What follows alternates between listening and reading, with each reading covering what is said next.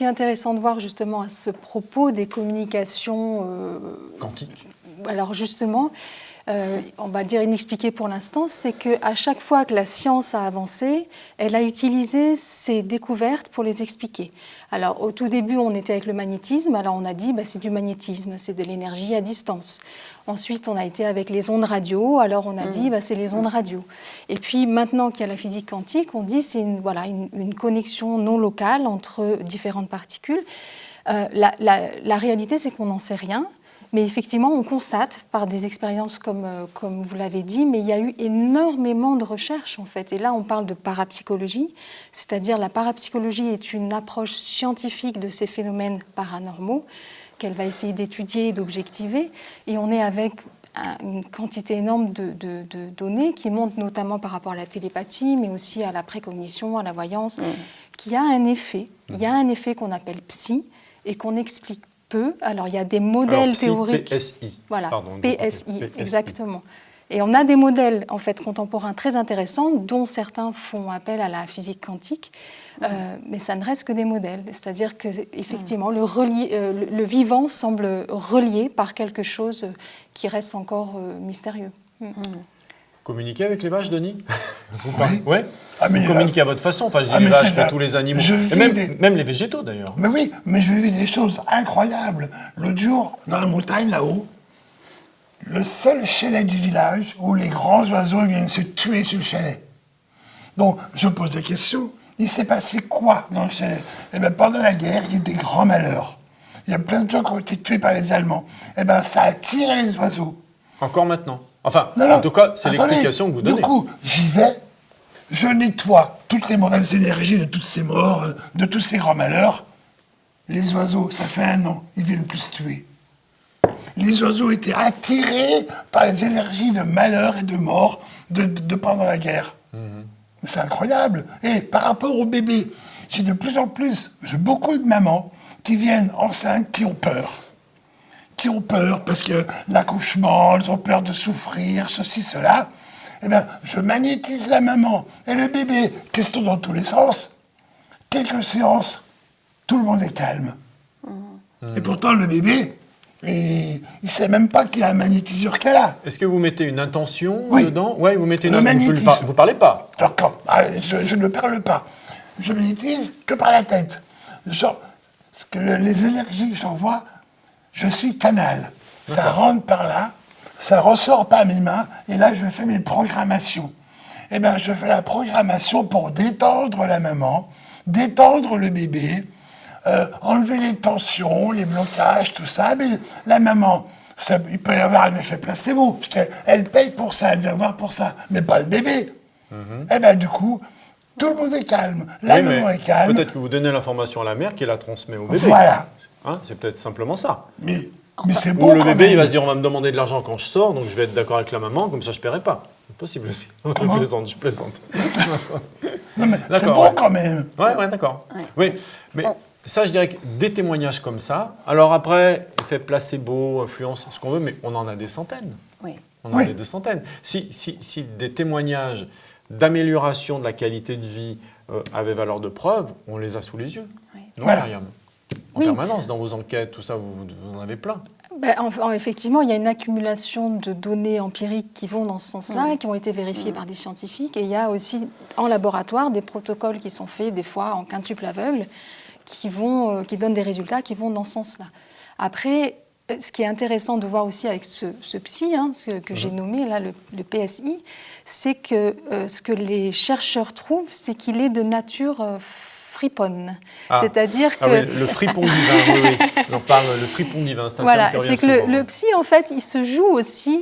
Écoutez bien, c'est passionnant. Il semble se jouer des chercheurs. C'est-à-dire qu'on dit qu'il est élusif.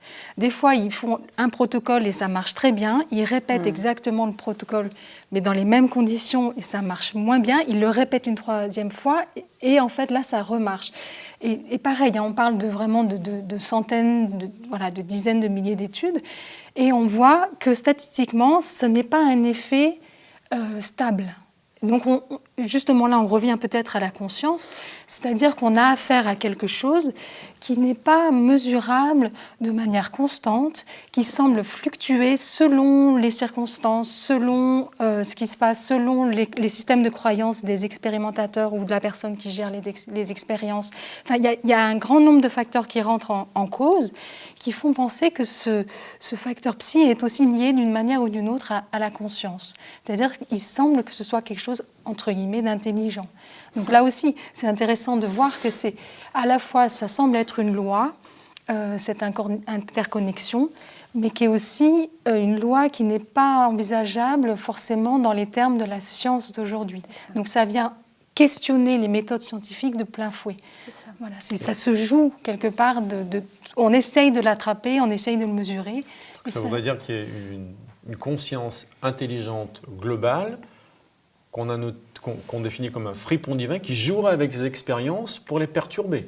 Alors c'est le fripon divin. Derrière le terme fripon divin, c'est un peu ça. J'ai résumé Oui, mais alors il faut toujours faire un petit peu attention parce qu'on a tendance à lui accorder une personnalité, une vie propre. Et voilà. Évidemment, c'est aussi délicat de faire ça, en fait, puisque, encore une fois, on ne sait pas exactement à quoi on a affaire. Mais en tout cas, effectivement, dans ce qu'on constate, ça a l'air d'être intelligent et de répondre à une autre logique qui n'est pas cette logique cartésienne qu'utilise la science. Oui. Donc la science est confrontée dans l'étude de cette interconnexion, de ce psy qui fait qu'il y a des phénomènes paranormaux qu'on ne comprend pas encore très bien. J'avais envie de rebondir là-dessus parce que c'est un phénomène hyper important, surtout quand on retourne à la source de la vie ou dans d'autres notions de cet ordre-là, mais dans l'infiniment petit aussi et l'infiniment grand, c'est cette notion de l'intelligence du vivant et de l'intelligence émotionnelle du vivant. En tout cas, moi, je l'appellerais plutôt comme ça, mais peu importe, je pense qu'on peut se rejoindre là-dessus. Est-ce qu'il ne s'agit pas simplement du mystère de la vie ?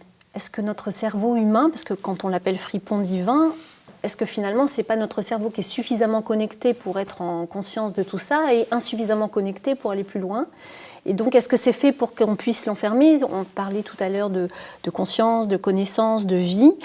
On ne pourra jamais parler de la vie et d'en donner une définition juste, puisque si on en donne une définition sûre, on n'est pas dedans.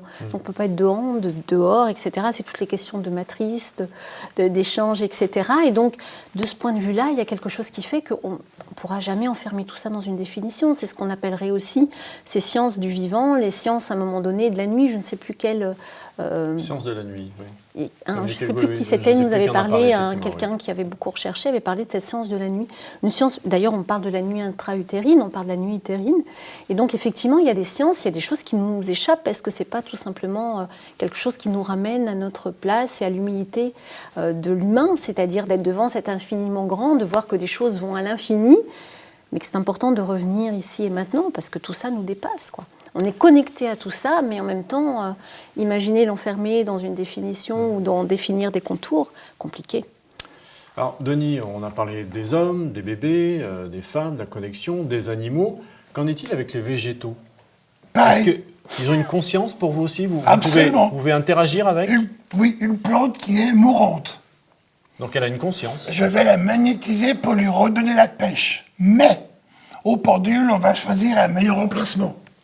Parce qu'il est possible on est dans le feng shui, là, presque. L'emplacement, il n'est pas bon. D'accord. Donc, il faut... Vous savez, je suis radiesthésiste. Oui, bien sûr. Hein attendez, je vais faire tu vas sortir surprise. Le pendule. Attendez, bougez pas. Vous l'avez mis sur silencieux, le pendule qui ne sonne pas, non? Il est venu avec ses... Ah, voilà. Voilà les pendules. Donc, une plante qui est mourante, je la teste.